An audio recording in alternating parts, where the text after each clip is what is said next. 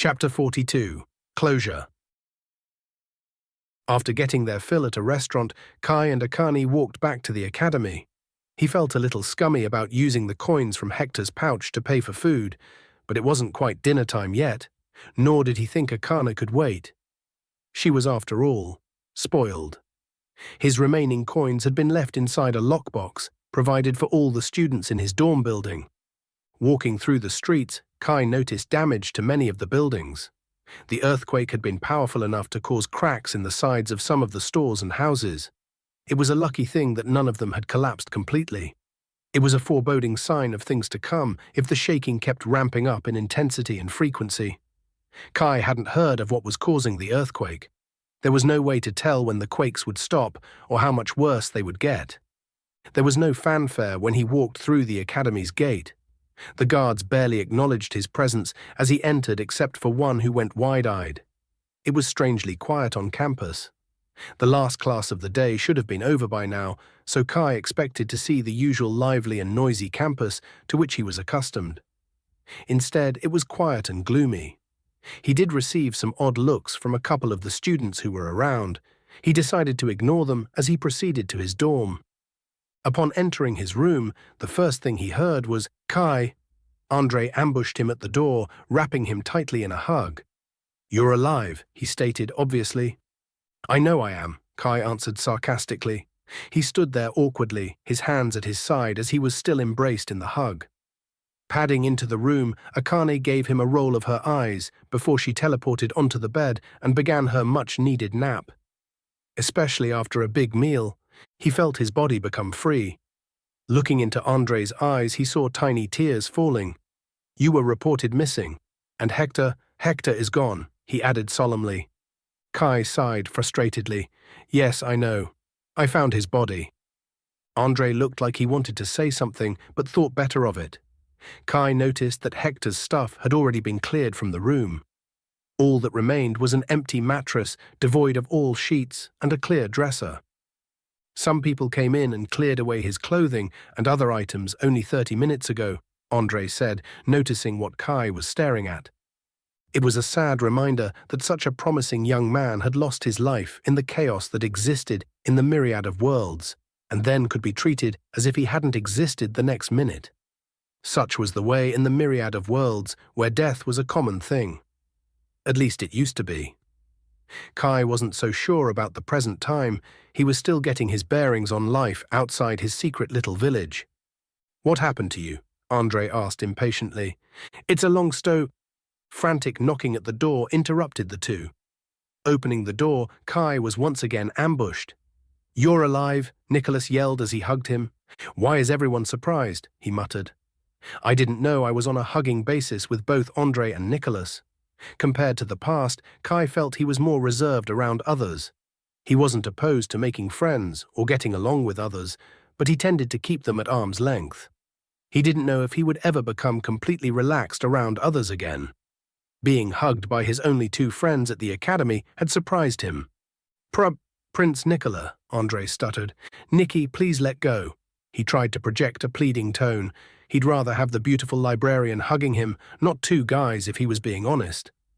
Releasing him, Nicholas looked him up and down. "What in the gods happened? Level 90. Nicholas gasped. He rubbed his eyes and then pointedly stared at him again, likely using Identify once more to make sure it was correct. "What are you doing here, Nicholas? How did you know I was back?" "Oh," pink colored the white-haired man's cheeks. "A guard notified me when you walked through the gate. You had us worried." An awkward moment of silence passed until Nicholas nudged Andre in the side. "Ah, yay, worried," Andre finished. "Right," Kai drawled. "Did Sean make it back too?" "Yeah, he's fine. Not that we'd notice if he was missing or dead anyways. He literally only comes here to sleep." "I don't quite know where he is now," Andre supplied. True to his usual form, their fourth, or rather their third roommate now, was missing in action. Knowing what was coming, Kai proposed, "I'm guessing you both want to hear what happened." When he received two eager nods in response, he began telling the tale. He started from the beginning of the expedition to the end where he collapsed on the road. Both Nicholas and Andre told their side of the trip as well. Neither had suffered. but Nicholas's group did encounter another spiked earth bear. But unlike his instructor, Group 1's instructor soundly defeated the beast without any causalities. The bears varied in levels dramatically from what Nicholas explained. They ranged anywhere from the Forging realm to the Arbiter realm. "So what happens now?" Andre asked. "I guess we continue as normal," Kai answered despondently. "In the early days of the humans in the Myriad of Worlds, many people died daily." Sadly, Kai was a bit desensitized to it. Life and progress couldn't stop for those who survived and moved on. Stagnation would have been the death of humanity if they stopped exploring, stopped expanding, and stopped fighting because they were scared. Outside the dorms, a bell rang 5 times, signaling an hour till dinner would begin. "What are your plans for the night?" Andre asked him. "There is someone I need to talk to." "And who is that?" Nicholas asked. "Franklin Cross." Nicholas's eyes lit up with understanding. "Would you like me to bring you to him?" "If you don't mind. I haven't been to the other dorm." Just as Nicholas and Kai were about to leave, he turned to Andre. "Before I forget, did you see Akane when you came back from your trip?" "Yay, she was here sleeping on your bed." Andre looked confused for a second before his eyes lit up. "Wait a minute, you said she was fighting with you that night." "The same night I returned and saw her on your bed." Under scrutiny from the 3 humans, Akane stood up and walked to the head of the bed before crawling underneath the covers, completely hiding her body from sight. She barked something and stopped moving. When she did nothing further, Kai just shook his head and proceeded outside of the dorm with Nicholas. "Kai, your fox is—" "Nicholas, it's best not to think about it. Akane is an enigma wrapped in a cute and cuddly exterior." Kai followed Nicholas to an adjacent building that was much larger than the male shared dorm building. Walking inside, the difference was like night and day compared to his dorm. Where his lobby area had been small and Spartan, the noble's lobby was lavish and large. Splendid couches, chairs, and tables occupied most of the large room. Beyond the furniture, there was a desk with an attendant behind it, with a guard to his right. Immediately inside were 2 guards who both bowed to the prince upon his entering. "Have to sign you in. Even a prince can't escape the rules." They walked over to the counter, where Nicholas began writing on a sheet placed on the desk. "Is Lord Cross in?" he asked the attendant. "He is. I'm not sure he is entertaining visitors at this time," the attendant said. "Perhaps I can take a message and deliver it to him later if it's not too urgent." While Nicholas was talking to the attendant, Kai was receiving odd looks from the guards and other students hanging out in the lobby. It had gone silent from the students the moment Kai and Nicholas had entered together. They were watching the two with a vested interest. Kai recognized some of them from his class, but hadn't spoken to any of them. "We can head over," Nicholas whispered. Even the hallway was decorated with paintings and the odd statue. After less than a minute of walking, Nicholas knocked on a door. A moment later, there was a hiss and a click, and the door swung open. Kai saw Franklin Cross's bloodshot eyes light up at the sight of the Nicholas. "Prince Nicholas," Lord Cross said, bowing as the guard had done.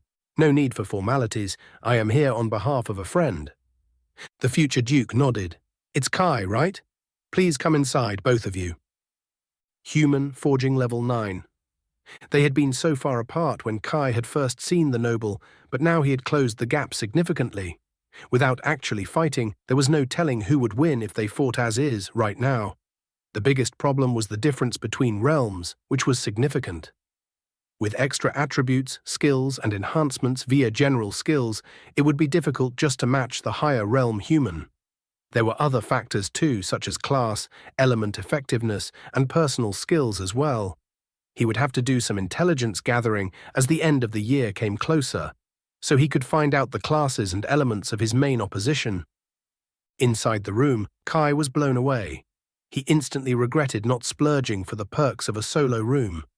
Not that he minded staying with his current roommates, but there is a certain freedom one experiences alone compared to when they are constantly surrounded. The room was decorated with beautiful wooden furniture and furnishings. A large bay window lit up the area. Through an open door, he saw a kitchen inside that looked half the size of his own room.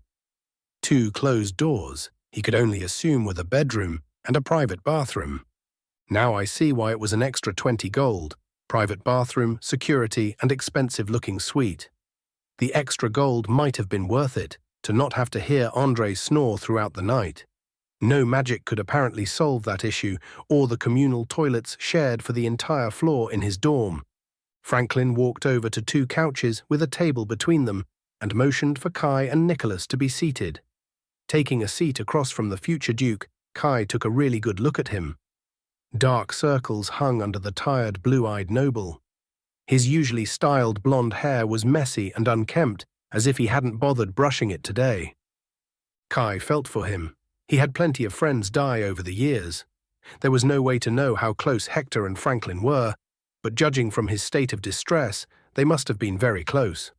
"What's this about?" Franklin croaked. Kai and Nicholas shared a look, the latter giving him a nod to go on.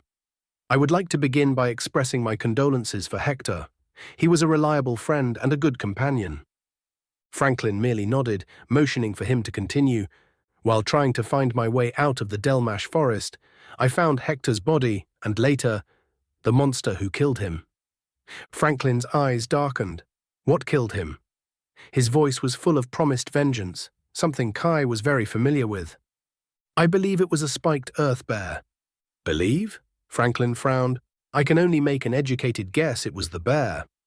Hector had wounds consistent with being impaled and clawed, and part of the bear had burns across half its body when I encountered it. Not far from Hector, Kai surmised. I didn't find any other bodies around Hector. Also, the body was aged. If it wasn't for those tattoos, I wouldn't have guessed that it was Hector. His body was withered and old. Kai could see Franklin's interlaced fingers turning white. The man was doing his best to remain composed. That was definitely Hector then. He looked up contemplatively. Without making eye contact, he said, "The tattoos are a kind of specialized enchantments that trade your life force for empowering your magic. Their biggest flaw is that once used, you can't gain back the life force lost. The user will age the more they use it, ultimately shorting their lifespan. The enchantments can only be used in absolute defense of one's life or in defense of their master's life." Kai opened his mouth but didn't know what to say. It made sense when he had first met Hector. The man had been reluctant to discuss his tattoos, stating they were a family tradition. What must it have felt like to age so visibly in the span of one battle? "What happened to the beast?" Franklin asked. "I killed it," Kai stated without adding further details. "I see. Good. Good." He still looked upset. Unshed tears threatened to spill from the man's eyes. Another awkward moment of silence passed. Kai looked around the room, examining the furniture as an excuse to break from the conversation. This was not the first time he had to report bad news to someone. It wasn't something he liked doing or even wanted to, but he felt it should come from him since he had found the corpse. "Is there something you would like as a reward?" "No, but you just reminded me." He pulled out the coin pouch he had taken from Hector's body. While he had used some of the money, he had ended up replacing it when he got to his dorm. This belonged to Hector. Taking the pouch, he bounced it up and down in his palm a few times before it vanished out of sight completely. "I didn't come to tell you for a reward. I just thought, if it was me, I'd like to know what happened. Sometimes we aren't giving that benefit." It wasn't strange for people to sometimes disappear when venturing out of civilization. Many friends he had made before he died had gone missing. You speak as a man who has also experienced loss. Kai stood. This is the Myriad of Worlds. We all experience loss. Just as Kai was about to leave, Franklin's hand extended. Grasping the hand, he heard, "Thank you, Kai. I understand you didn't have to bring me this information. Despite being my servant, Hector was something of a brother to me. It's good to have closure," he said that last part softly. "I am in your debt, Kai." Walking outside, Kai was reminded he never had closure for his first life's parents. He had immediately been thrust into battle after they died. He fought until he finally fell. Upon awakening in his new life and body, he had been an infant, and while he thought about them often during that time, he never had a chance to mourn them and say goodbye properly. The next time Kai visited home, he would construct a small grave or some kind of markings there as an altar dedicated to his parents.